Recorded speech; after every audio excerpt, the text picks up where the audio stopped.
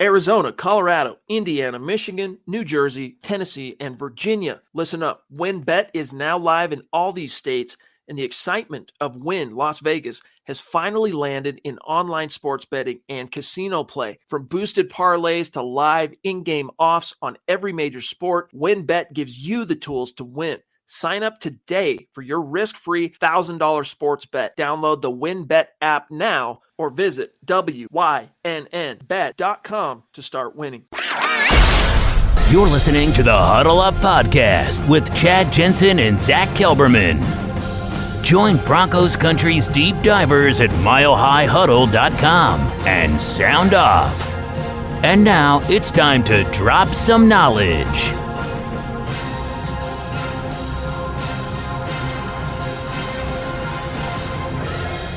Good. So welcome in, everybody. The Huddle Up Podcast presented, as always, by Mile High Huddle, powered by Blue Wire Podcast. I'm your host, Chad Jensen. With me, my fellow football priest, who you know, who you love, Zack Kelberman. And Zack, most of our listeners know that one of your jobs covering the NFL is covering the Dallas Cowboys. So I got to ask you this right off the cuff. Yes, sir. Especially with the Bronco connections to Dan Quinn as a head coach candidate, to Kellen Moore as a candidate. How or does this just bad home loss shake things up in Dallas, and could that somehow affect the Broncos head coaching search in any way? Well, yeah, Jerry Jones doesn't want to talk about it. He says, literally, I will not address that at this time right now. But those in the Dallas market, in the media, within the fan base, are calling for Mike McCarthy's head, and 14 penalties in a playoff game. I think it was a record. It's inexcusable. We got on Vic about that. We got on Vance about that. You know, those penalty mistakes are coaching issues. Starts at the head coach discipline, not having them ready to play. So if they get rid of Mike McCarthy, which I think is viable despite winning a division title, they might promote one of Kellen Moore or Dan Quinn. And one of those guys, namely Dan Quinn, is the apple of George Payton's eye, so that would affect their plans. But after watching this game, any Broncos fan, I hope you guys would agree with me, it was not like watching a Broncos game. Call him Dan Fangio. The defense came up small. They could not stop the Niners in clutch situations, penalty after penalty. They didn't force any game-changing plays like they have in the past. I saw shades of the Broncos, and it should have been the final nail in the defensive-minded coffin for George Payton. If you needed any other evidence to hire Nathaniel Hackett and go the offensive route, just watch today's game. Not Kellen Moore, Nathaniel Hackett. Give it a try, because going for another defensive coach is not going to get you anywhere. For all of Dan Quinn's laudables, his team was one and done in the playoffs. It's a no for me, dog. Here's the thing, too. Scott's telling us 14 ties the franchise record for Dallas. 14 penalties. Listen up, Broncos country. TickPick should be your first choice to buy football tickets, because they save fans money by never charging any service fees ever. TickPick is the exclusive ticketing partner for the Huddle Up Podcast and the Blue Wire Network. Denver Broncos football is finally back, and there's no need to exhaust yourself searching all over the internet to find Broncos tickets anymore, because TickPick, that's TickPick, is the original no-fee ticket site and the only one you'll ever need as your go-to for all NFL tickets. TickPick got rid of all those awful service fees that the other ticket sites charge, which lets them guarantee the best prices on all of their NFL tickets. Don't believe it? If you can find better prices for the same seats on another ticket site, TickPick will give you 110% of the difference in the purchase price. That's right, guys. When we were searching for tickets for the MHH meet and greet for Week 3 at home, Broncos versus Jets, TickPick had us locked down. So visit tickpick.com/huddle today and use the promo code HUDDLE to save $10 on your first order of Broncos tickets. If you're Jerry Jones, you really have to kind of look before you leap on this, because let's say you want to err on the side, Zach, of experience. So you're going to say, well, we'll fire Mike McCarthy and hire Dan Quinn. But just like we've basically asserted for weeks now, if you hire a defensive-minded head coach, you better make sure you've got that offensive coordinator hire locked down. So then suddenly Dallas would be faced with the prospect of, how do we keep Kellen Moore in Dallas? Money, I guess, would be the only thing you could really do. Yeah, or bumping him up to assistant head coach, or getting rid of Mike McCarthy and making them the head coach. But supposedly Jerry Jones loves, with a capital L, Dan Quinn and Kellen Moore. He doesn't want to lose these guys. They are there for a reason. He's seen what each coach can do.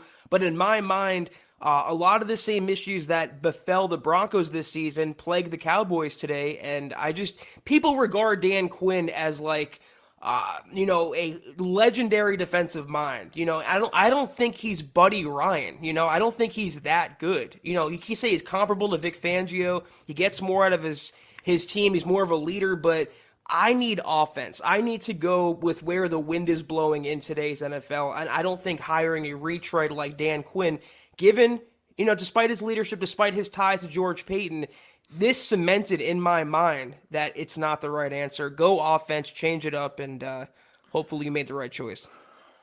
Yeah, I worry about, I worry about Dan Quinn defenses coming up, or teams coming up small in critical situations, just because, that really was, we can list a bunch of different factors, Zach, but the number one thing, this is something that Thomas Hall wrote about that I concur with, that you could boil down as the linchpin death nail for Vic Fangio was team coming up small in critical moments. Is it a game you need to have?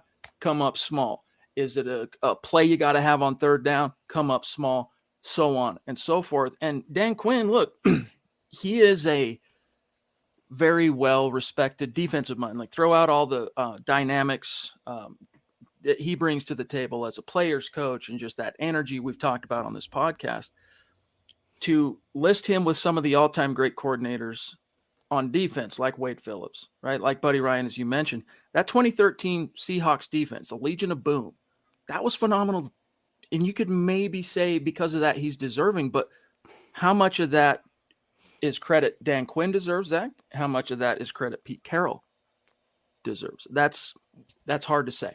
What about the players? I mean, they had a legendary secondary, a great front seven, a great linebacking core, everyone in their prime at that time. Dan Quinn deserves credit, but I feel like others, you mentioned Carroll, I mentioned the players, they carried him. People talk about Dan Quinn making the Super Bowl, but his offensive coordinator was Kyle Shanahan, a future head coach. It's pretty easy to go that far when you have Matt Ryan in your prime and Kyle Shanahan in his prime as well. So, I always would accepted it if the Broncos went that way. They would finally have a leader of men, but that leader wasn't leading in today's game. The Cowboys weren't ready to play. And it struck me a lot as when the Broncos went to Dallas earlier this season and the Cowboys weren't ready to play. I hate that. It's undisciplined. It's a lack of preparation, a lack of coaching, quite frankly, competency. And I've said it too often with Fangio in Denver this season for the last 3 years, actually. I don't want to repeat with Dan Quinn. Please, George, please, lick your finger, put it in the air, go get Nathaniel Hackett and Luke Getsy, and hopefully Aaron Rodgers. Which way is the wind blowing, George? Is it blowing toward defense? I mean, we got the explanation from John Elway when they hired Vance Joseph over Kyle Shanahan, that coaching cycle. That, well, John, what are you doing? I mean, look at what Kyle just did in leading the Falcons. That was a phenomenal season. The league, Zach, is trending toward offense. Why are you hiring a defensive guy? And the explanation, or one of them anyway, was, well, sometimes you don't fight fire with fire, right? You fight fire with water or whatever. That defense, because everybody else is going offense, defense is, we're gonna hack the NFL and go against the grain. Blew up in his face. And that's why in this case, if I'm George Payton, as much as alluring as Dan Quinn is, as much of a history as we might have together in Miami, I'm erring on the side of, can you put some freaking points on the board? And one last thing, on the topic of Dan Quinn, pardon me, there's one game I'll point to where you could say critical game, big moment outside of his time in Seattle. And maybe that's an unfair caveat, and that was the NFC title game that launched them to that Super Bowl, in which they kind of got embarrassed by the Patriots, where they just basically demolished Aaron Rodgers and the Green Bay Packers at Lambeau. Like, Rodgers didn't even score till the third quarter.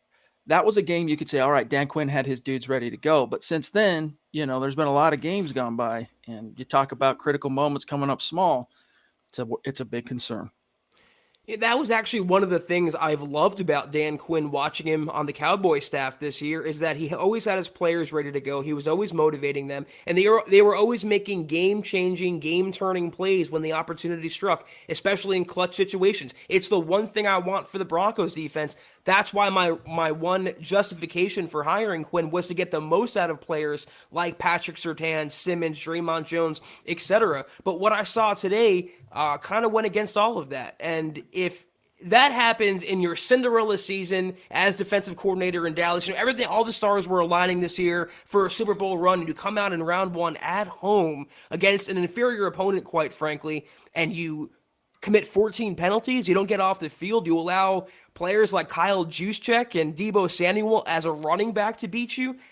It's just, again, struck me way too much like a Broncos Fangio-led operation, and I want to avoid that at all costs going forward. Never also again. very, very John Foxian as well. Real quick, let's grab this super chat from Shane Tuminello, and then we got some matters of business to handle. Thank you, Shane, by the way. He says, Rodgers or bust.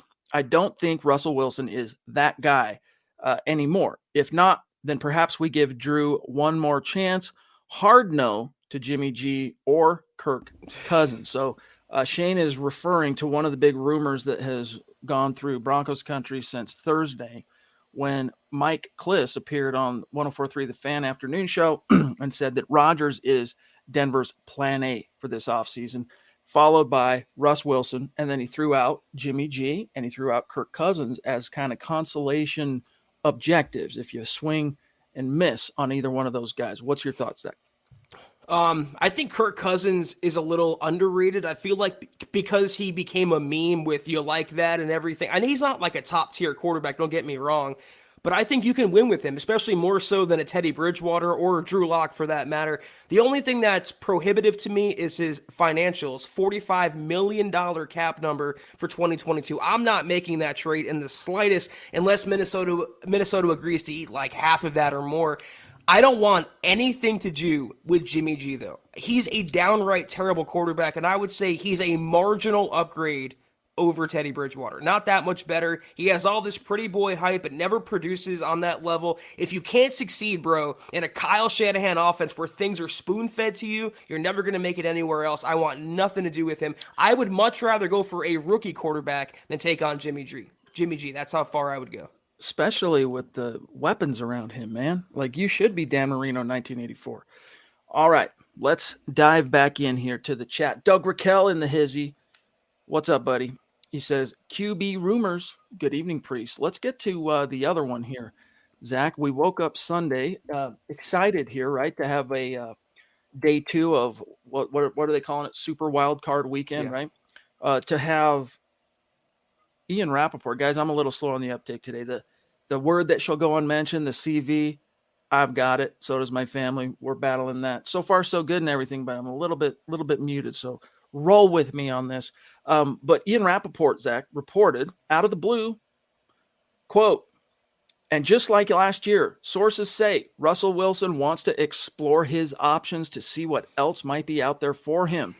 Wilson has not demanded a trade, and it's not clear if he will, but at the least, those close to Wilson say he wants to investigate other destinations to see if those would put him in a better position to win another championship and create the legacy, Zach, he sees for himself, close quote. Don't hold your breath. I think what Russell Wilson is doing here is what Aaron Rodgers did this past offseason. He's gaining leverage over Seattle and trying to get his way. I read something else right after that report that they don't expect to trade him. They're going into 2022, the offseason, as if he will be the starting quarterback.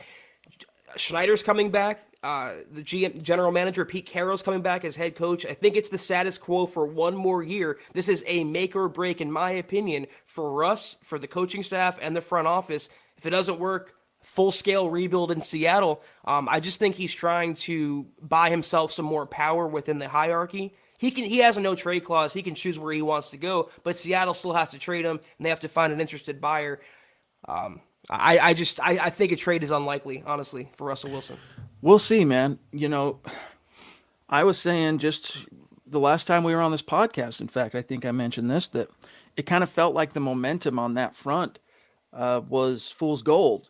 But for it to pop back up again, because his agent, I forget his name. What's his freaking name? Mark Rogers is the one who floated out there to NFL media that if traded, or if he wanted to be traded or whatever, there are 4 teams. Remember this back in whatever it was, October, November. that Russell Wilson would willingly waive his no trade clause. Jacob Foster, thank you, big dog. Appreciate you. And the Denver Broncos were one of them. The Giants, I'm trying to remember. I think Chicago was one of them. I can't remember them all off the top of my head because I'm a little under the weather. But the Broncos are on that list, Zach. And then you get back to the whole Dan Quinn thing. How much of a draw would that really be for a guy like Russell Wilson, who, anyone that's been on a team coached by Dan Quinn, almost universally, anyone I've talked to anyway, they love him. He's got a great reputation, but Dan Quinn wasn't coaching Russell Wilson. Exactly. Right? So what are your thoughts? That's exactly the point I was going to make, and the point that you've made quite often. It's not like he was his quarterback's coach or coordinator. Yeah, they were on the same team and they interacted. They have some familiarity, but to me, that's a lot to tie your franchise to. Hiring Dan Quinn and going against the grain once again with the defensive mind, and then hoping that you can trade for Russell Wilson, and then hoping that that trade leads to a championship and Russ can go back to his prior form. I didn't see that this season. If they're going to make that trade, it might cost more. You might not get as much in terms of age, but Rodgers is performing at a much higher level. And if you hire his coordinator in Nathaniel Hackett, you hire his quarterback's coach in Luke Getsy, that to me is a more of a simpatico in terms of what could work between coach and quarterback. I'm not crazy about the fantasy of hiring Dan Quinn and then luring Russell Wilson from another team that Dan Quinn's not even coming from. Yeah. It's interesting because Miguel, thank you, buddy. Really appreciate you. He says, "What's up, fellas? Looks like we might have a new head coach by the end of the week. We'll see. I mean, if George Payton, Zach, is a man of his word and he's going to be comprehensive in that wide net that was cast, he's going to follow through on every point in that net. You got 10 fish in the net right now, right? You've gutted 3 of them. Let's just say, if you're a fisherman, you know what I'm talking about, right? There's 7 more left to be dealt with. If that's true, then you're going to take however long it takes to do that, unless you already have a single-minded, myopic coach that you want. Like, I want Dan Quinn, come hell or high water, and then another team swoops in, whoever picked the team, right? Chicago Bears about to hire him out from under you, and you go against your better judgment. You go against your gut instinct, and you bite on that. Bring Dan Quinn. All the other candidates go to the wayside. That's the only way, and he just doesn't strike me as an impulsive cat that way, Zach. Well, first of all, they can probably cancel their interviews with Jonathan Gannon, the Eagles DC, and Gerard Mayo, the Patriots inside linebackers coach. I don't see anything that would warrant a head coaching position for either of them, especially Gannon. That defense was exposed badly by an injured Buccaneers offense. So it's whittled down basically to Dan Quinn versus Nathaniel Hackett. Hackett already interviewed on Saturday. He had a strong interview per NFL Network. Dan Quinn probably either tomorrow or Tuesday, he's free to interview ASAP now that Dallas is out of the playoffs. If George Payton is dead set on him, and I hope, unlike what John Elway did in 2017, hiring Vance over Kyle Shanahan or the other candidates, I hope he's not going into this dead set, and I hope truly the most impressive man gets the job. If Hackett had a strong interview and Dan Quinn doesn't interview as well, Hackett should be the guy that gets it, or another candidate. If you want to throw that one up, Scott, we'll grab it, whatever he's saying there. I don't know how, but while we're looking at that real quick, guys, update on our stars goal for the month of January. We're trying to reach 250,000 stars. When we do, we're going to raffle off a Broncos jersey of the winner's choosing. And as you can see here, we are 42% complete, and we have just recently crossed over the 50% mark on the month. So we're just a little bit behind. I have no doubt we will hit it this month. And the only people in the running for that raffle, by the way, are those who contributed to the goal. And here are the guys that are and gals who might have the most tickets in the hat per se. Jacob Foster, Zach, look at this, has now reached the top of the mountain. We'll see if he can sustain it. Travis Weber at 2. Pardon me. Miguel at 3. Rodney Garcia, who's also come on like a hurricane, at 4. Shane Daniels 5. Doug Raquel 6. Andrew Baker 7. Pete Middleton 8. Jermaine Daughtry 9, and Mike Ronquillo 10, followed by just a few names outside like Josh Mize, Travis Tarbox, Mike Reno, Tim Hoffman, etc. So much love. George Fox, Zach says, Zach, I didn't like the play calling, so I'm not sure the Dallas offensive coordinator is a fit for Denver. I'm now for Green Bay OC, I think is what he's saying, right? Instead Denver Box for life. MHH, the best pod for the fans. You're a prince, George. Appreciate you. Yeah, Kellen Moore has a tendency to get too cute at times, and it's a lot like what Rich Scangarello brought to the table back in 2019. He's still a really, really bright offensive mind, but being under Mike McCarthy is always going to hold him back. I feel like what the Cowboys should do is fire McCarthy and promote Kellen Moore, let him get a crack at the head coaching headset, but I still think Nathaniel Hackett, for the Broncos in their position for what they're looking for. I've said it before. I'm sure Kellen Moore can make a great coach for like the Jaguars. I'm sure Dan Quinn can make a great coach for like Chicago or Minnesota. That's not the right coach for Denver. The right coach to me is an offensive mind, and that guy screams Nathaniel Hackett and the Getsy combination. Travis Weber in the hizzy. Appreciate you, my friend. He says, good evening. Well, if that was a tryout for Quinn and Moore, did not do him any favors. I'm now leaning towards Hackett. So who were you leaning toward before the game? I'm trying to remember, Trav. I don't recall, but I mean, look, it should be a sign from the gods if you're Jerry Jones. And by the way, the Queen here, and then I'll get to my whole sign thing. The Queen jumping in, very generous super chat as she is wont to do. Thank you, Christy. Great to see you. Great to have you in the chat tonight. She says, hope you all are enjoying the night and games today. Thanks for all the great work, guys. We all appreciate it. Thank you. Hats off, my friend. Love you, Christy. Thank you. Where was I? Now I lost my train of thought because I'm not quite myself here tonight, but I'll come back. Oh, if you're Jerry Jones, this should be a sign. All right. You have two of the rest of the league is telling you have two of the most coveted head coach candidates under your hat right now, and you're at risk of losing them. Take now, the hand, Jerry. Remind me of this, Zach, because I didn't pay close attention to it. But when the Cowboys hired Mike McCarthy, now of course he sat out the 2019 season after he was fired, right? Then he comes back into the candidacy cycle. Were there any other teams really vying for Mike McCarthy, or was it kind of Dallas and that was it?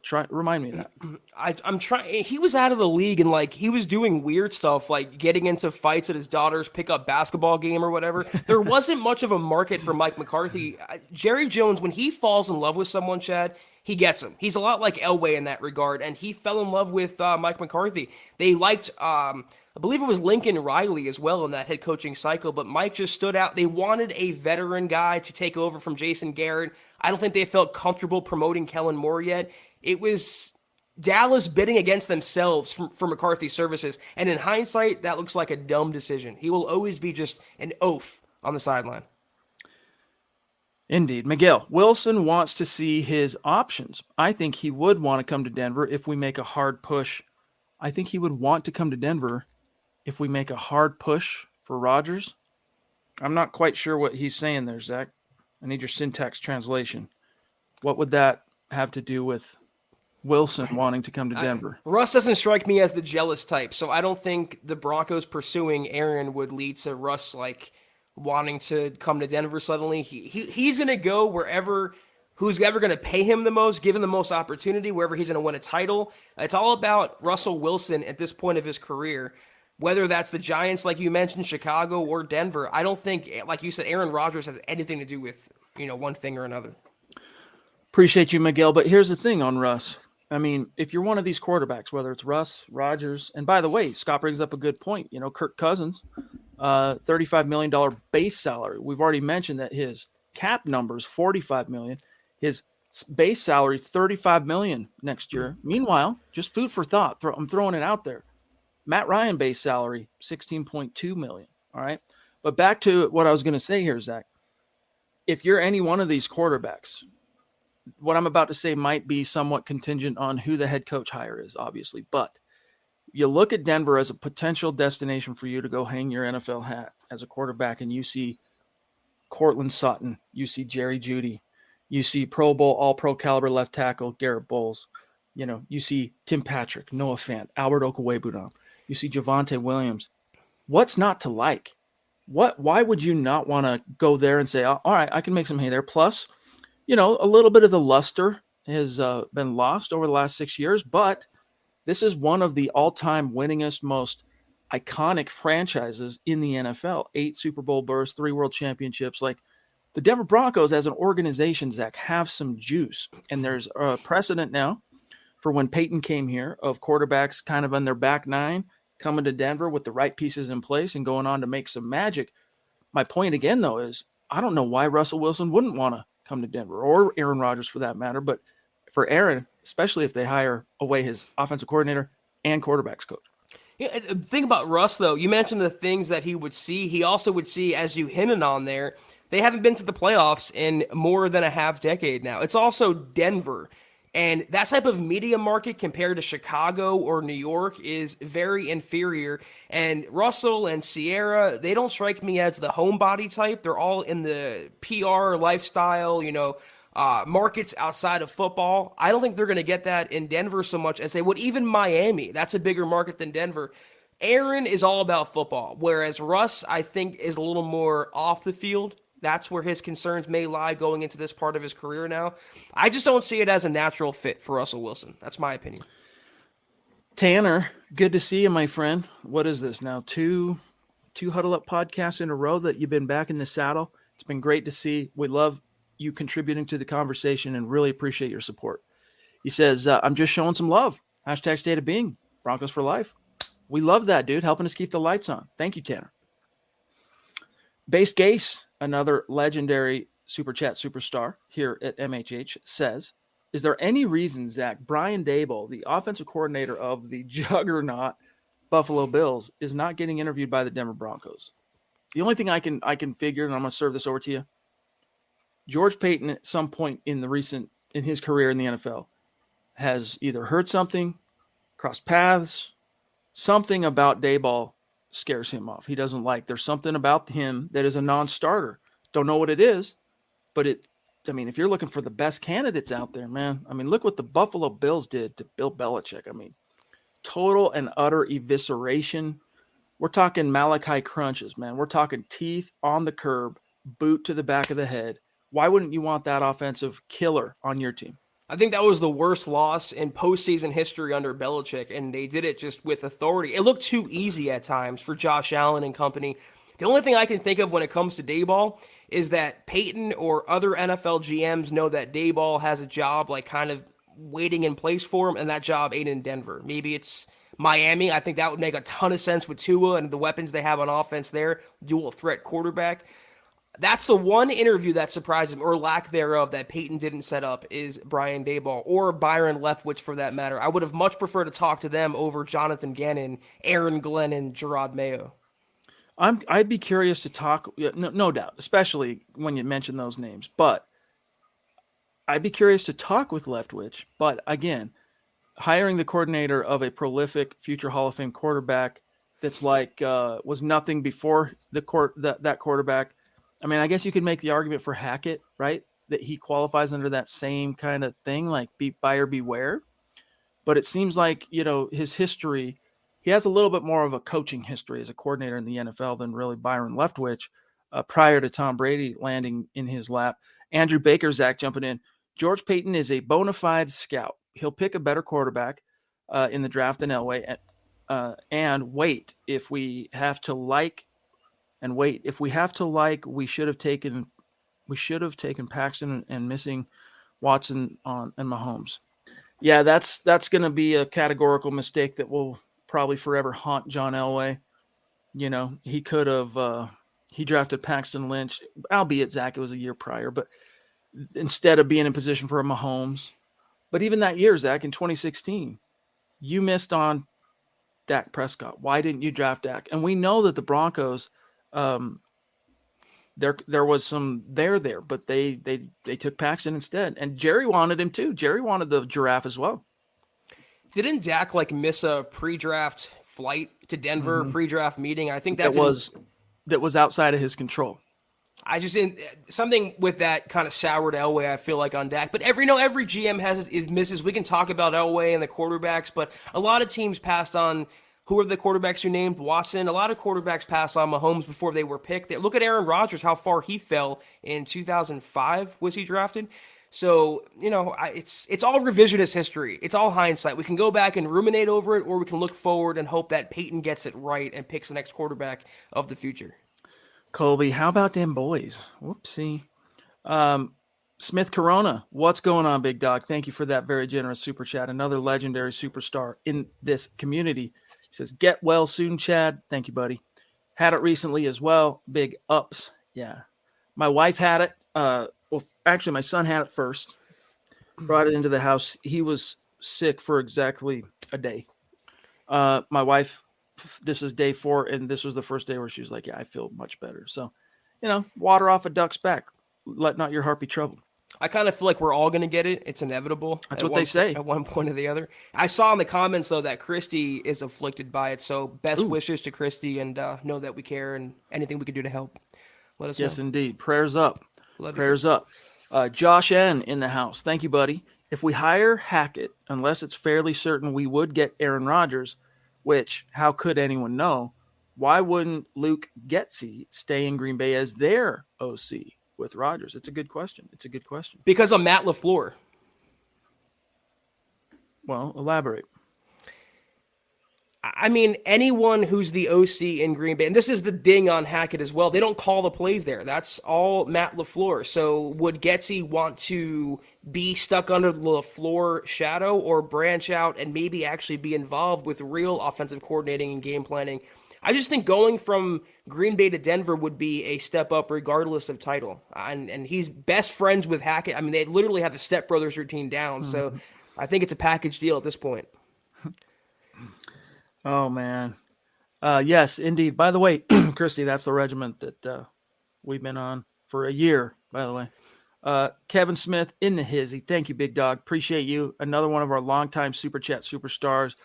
Going large with some big-time stars on Facebook. Thank you, buddy. You demand. It's great to see you. Okay, Zach, I know we touched on it at the top of the show, and forgive me if I'm having you repeat something because, again, I'm not quite myself, but what's this about Van Der Esch being tied to the Broncos? Just a little bit more depth into that story, and I can pull up the article. Yeah, it's not a huge deal. A writer from Pro Football Network linked the Broncos to Van Der Esch as like a landing spot in free agency. We didn't mention Dan Quinn being a part of the package, but regardless, they have so many inside linebackers headed to the open market. Kenny Young, Josie, Alexander Johnson, Jonas Griffith.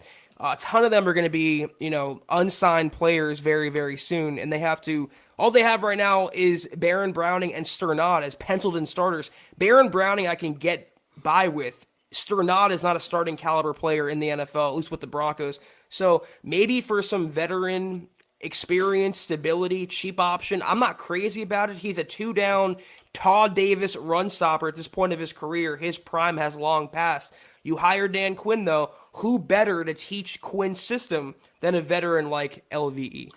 It's a little bit surprising because he hit the league with just such authority, right? Like he was an instant success for Dallas, and to see him fall off the way he has and being kind of relegated to 2-down thumper guy, that's a bummer. But you know what? The Broncos, they have Jonas Griffith. That's kind of their wild card.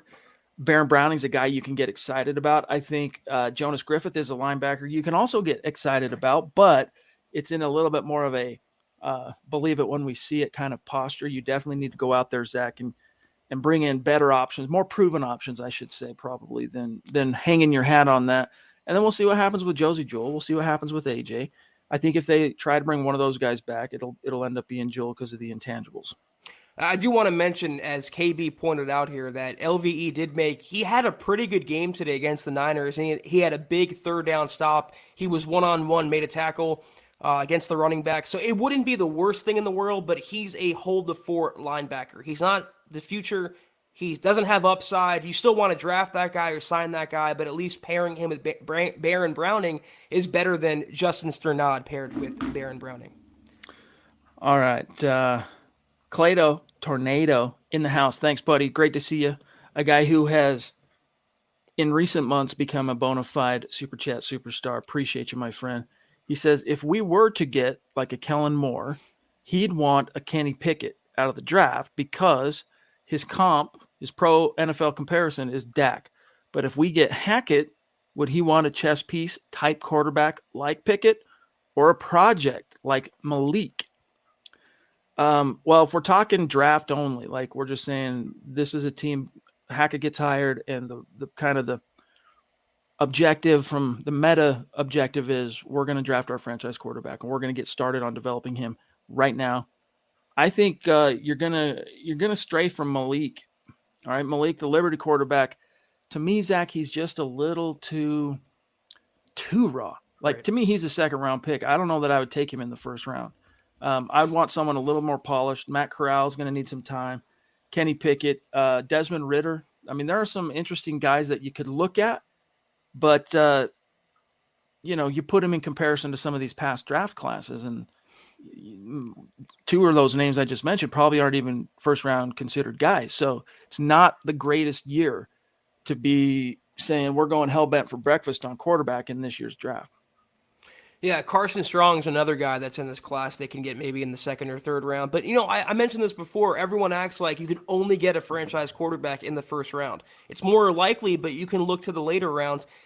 I don't see Malik Willis being like a Hackett guy. I see Malik Willis being a Brian Daboll guy. So if they want to move off Tua and Daboll lands the Miami job, that could be a landing spot for him. But look at the quarterbacks that Hackett's worked with in his tenure as a OC or a top-level assistant. Blake Bortles and Aaron Rodgers, and maybe you can argue Jordan Love. So I would lean more toward the Kenny Pickett type of quarterback, maybe Matt Corral type of quarterback, than I would Malik Willis. But I would be confident and comfortable. This is the big bonus about hiring Hackett over someone like Dan Quinn. If whoever quarterback they end up on, I would feel comfortable with Hackett developing him. When's the last time we can say that about a Broncos coaching staff? It's been a while. One of the requirements that Zach and I have been in agreement on as far as, when you're hiring that next head coach, what should he bring to the table? One of them is some bona fide skins on the wall as a QB whisperer. Hackett, you have to reach a little bit to really make that argument. He's coaching Aaron Rodgers, and you can say, look, Aaron's playing the best ball of his career, or you can argue that anyway. Jordan Love, first-round prospect, hasn't quite developed in the way that you maybe would hope if you're the Green Bay Packers, but at the same time, his exposure has been nil because Rodgers is there, right? Kellen Moore, I think, is a guy that has a little bit more of a proven recent example of really helping a young quarterback turn the corner and develop into a bona fide franchise guy. Brian Daboll, but they're not even talking to Brian Daboll. But look what Daboll did with Josh Allen. Then you look at Kevin O'Connell, the coordinator with the Rams, another McVay guy, and there's no one there that he really polished, or developed himself. Like you're betting on that McVay juice in the same way of Zach Taylor and Cincinnati and whatnot. Honestly, Zach, there isn't really outside of Kellen Moore, and it's still not a perfect fit in terms of bona fide QB developer skins on the wall. Arguably, I guess Eric Bieniemy. How could I forget him? He's got some juice on that on that front, more arguably than Hackett, more even probably than Moore. He'd probably be right up there with Daboll. Yeah. I feel like though, if the Broncos were to schedule the interviews after the Buffalo New England game, Daboll would have been on the list. It's just so impressive what he's done with that offense, even getting the running game going with Singletary and Zach Moss. Bieniemy, I don't know how much credit I give him when you have Patrick Mahomes and you have Andy Reid around you. It's pretty easy to develop a quarterback. And the same honestly could be said for someone like Hackett. When you have LaFleur there, when you have Aaron Rodgers, you have to take a leap. I don't see, though, you're hiring the head coach for more than just a quarterback asset. You want him to be a leader. I don't see that more or less in Eric Bieniemy given his background. I don't see that in Kellen Moore given his personality and persona. I see that, though, and to Dan Quinn's credit, I see that in his personality. I see that in Nathaniel Hackett, though. The guy lives and breathes football, and even Aaron Rodgers says when he walks into a room, his energy owns that. What better endorsement do you need? Broncos really need that. That can transfer through osmosis to your entire team. Tony D.A. in the house. What's good, big dog? He says, what's up, fellas? Peyton probably back channel on Daboll and Leftwich. Probably not interested in the Broncos. So what he's saying is due to the QB uncertainty. So could be. Maybe they reached out, made the request, and both were quickly shot down. There could be some truth there, Zach. But remember, the initial reports we got weren't, and the team is going to go ahead and let that coordinator interview. It was requested. There was no report even that the Broncos made those overtures to Tampa Bay or Buffalo. So while you could be right, I err on the side of I don't think Peyton reached out.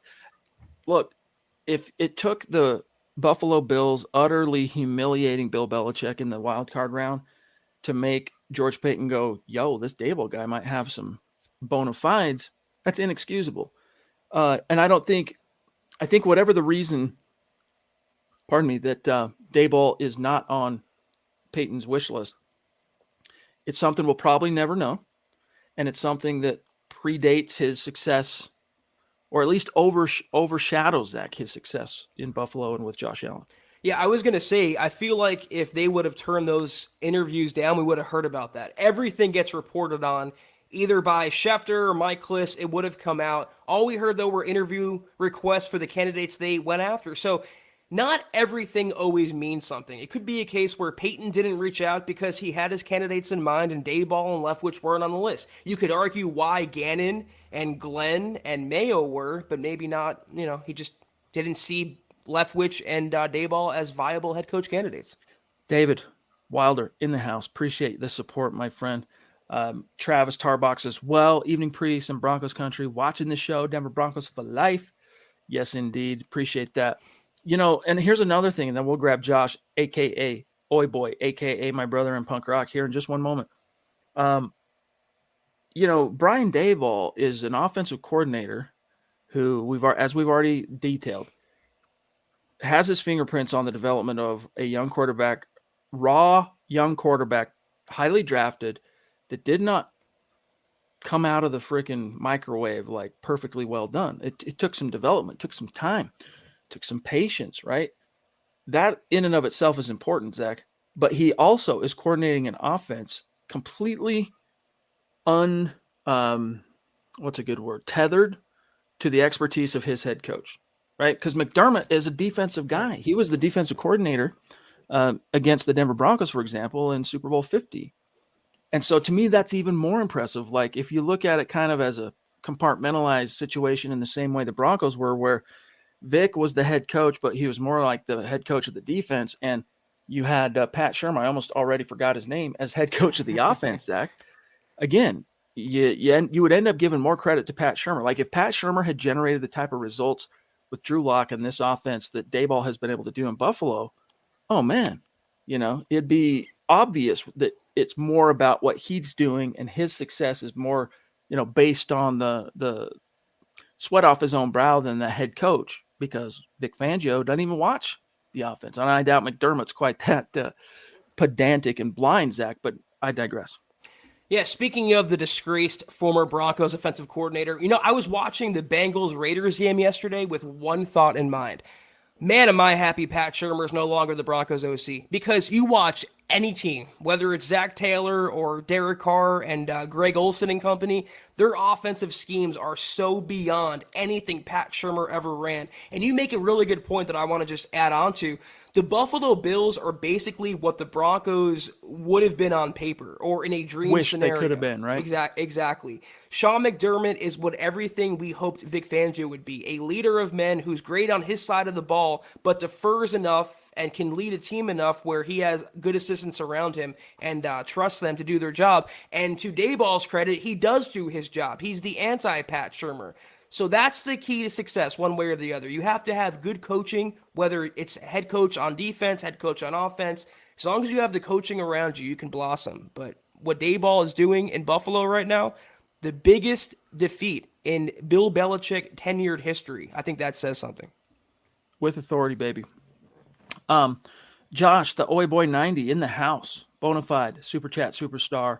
What's good, my friend? He says, just want to say hello, gents, and cheers. Jacob Foster throwing down more stars as well. You demand, dude. Josh, tell me what's good, bro. Like, what have you been listening to? What's new? What's come out, dude? You're probably more in the know than I am. Phil McLaughlin, great show as usual. Thank you, big dog. I've not been a Quinn fan, and after today, he didn't help convince me. I'm tired of defensive head coaches. Through my 50 years of being a Broncos supporter, I seem to remember our most successful seasons under offensive-minded head coaches. Yeah, even Dan Reeves, pardon me, believe it or not. And then Mike Shanahan, Gary Kubiak. The only guy, Red Miller, I'm trying to remember, what was he was a defense guy, right? He was now that's going to bother me.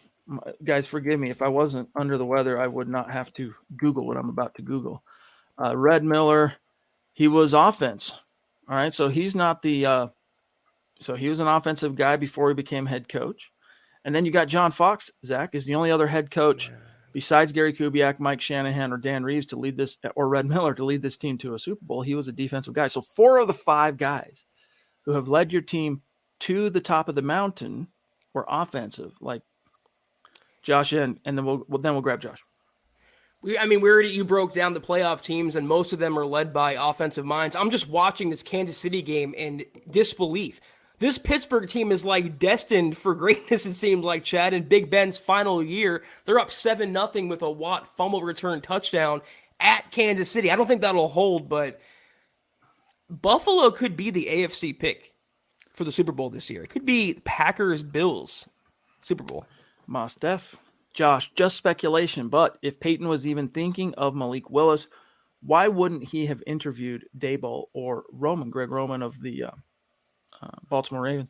I don't think Peyton wants Willis.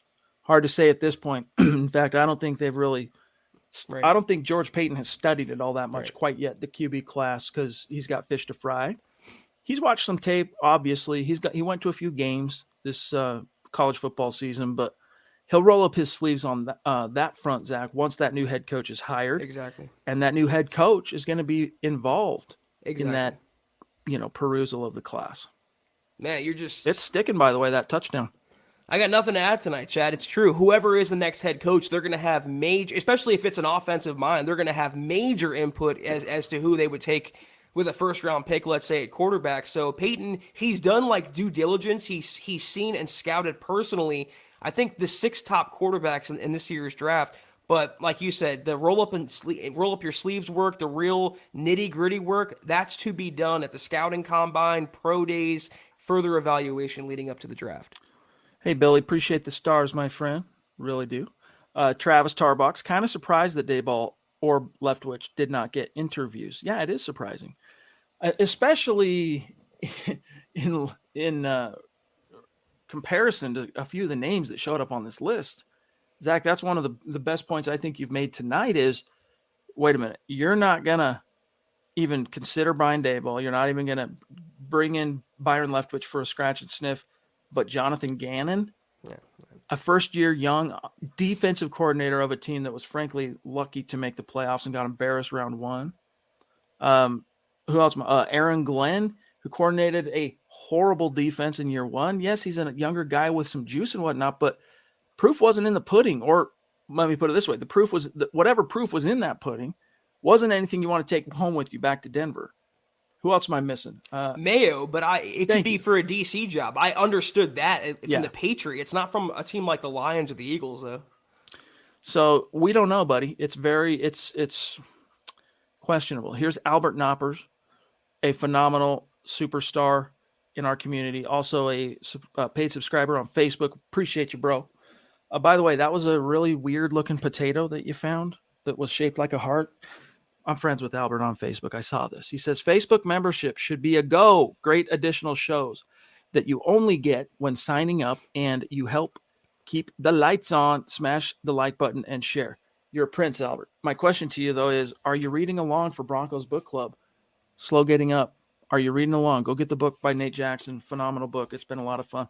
This week, Zach, we're actually reading the best chapter in the book entitled Plumber's Crack, which details that whole 2006 season in which Plummer was deposed by a upstart first-round pick, Jay Cutler, despite having the Denver Broncos in the AFC West lead. But I just wanted to say Plumber's Crack, Chad. I love it.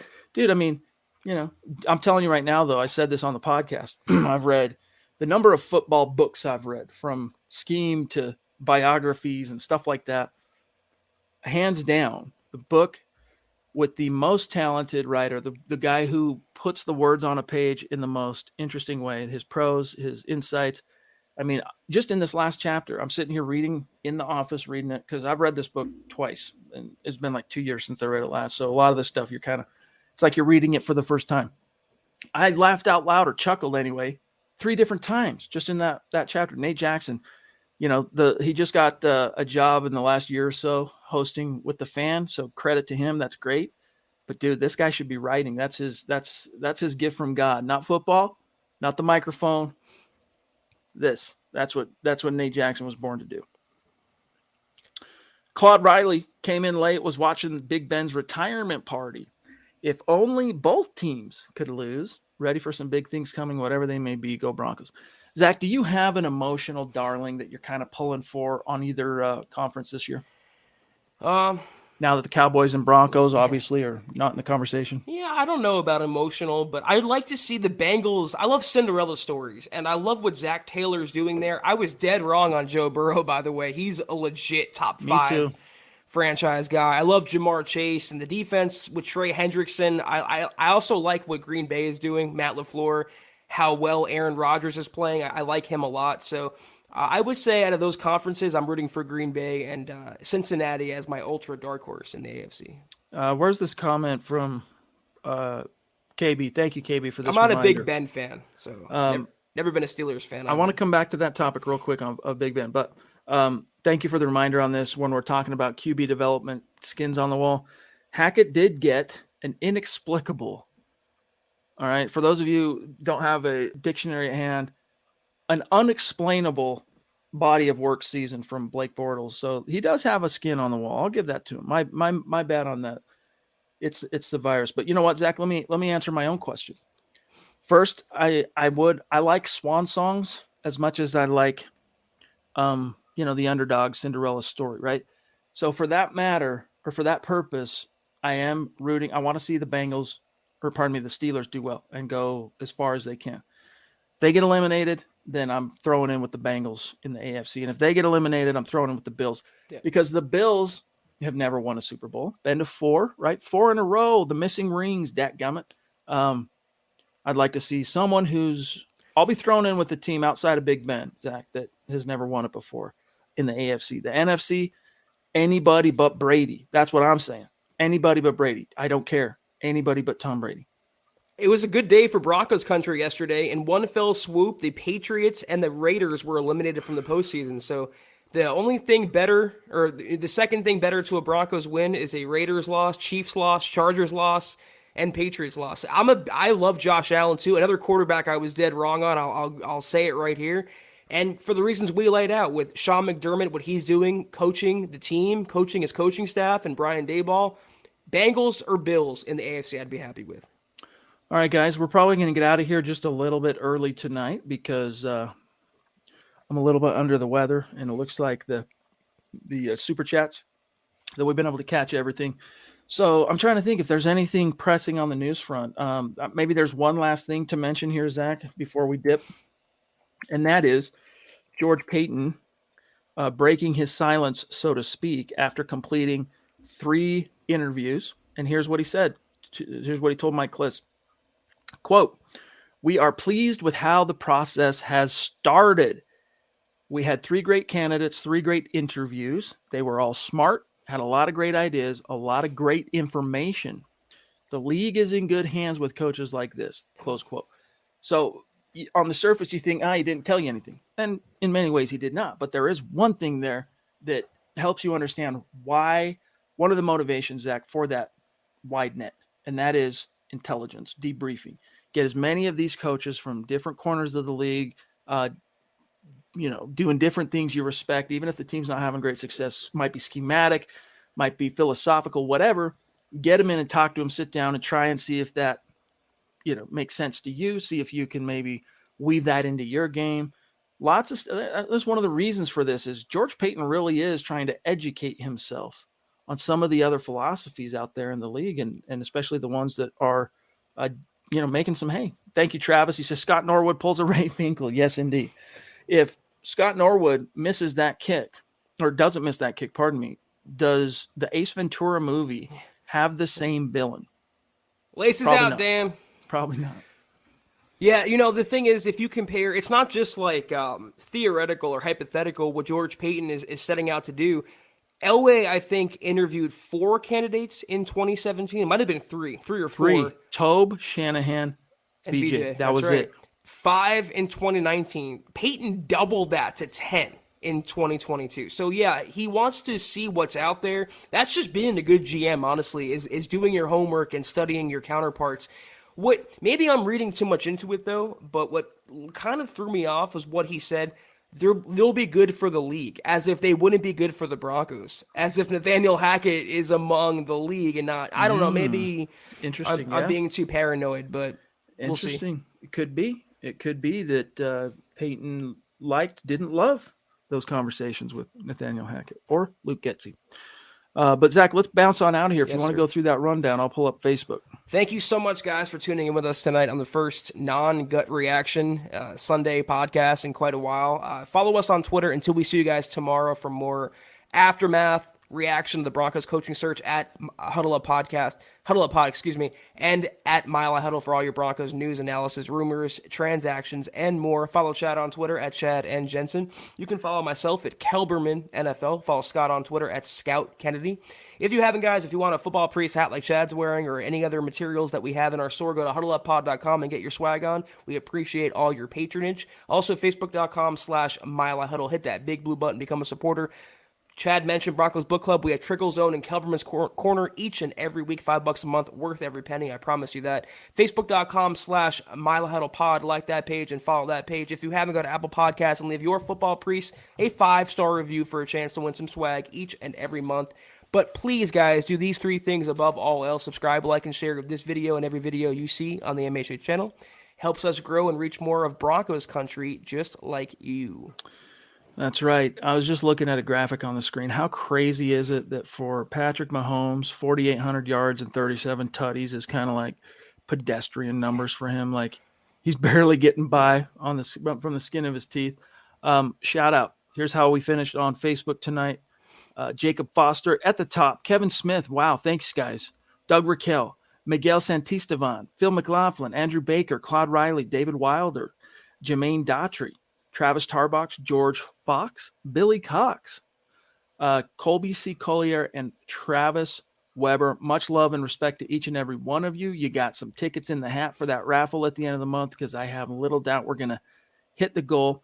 And then here's an update on the January Super Chat Superstar contest. Similar to Facebook, only the difference is we don't really have a goal per se. What we're going to do is the top 5 finishers cumulatively on Super Chat in the month of January. Those names go in a hat. Boom, draw one. And that is the winner. They get to pick their own Broncos jersey. The DWI guys at the top, Christopher Gaspari has leapfrogged all the way, Zach, to number 2 up in Canada.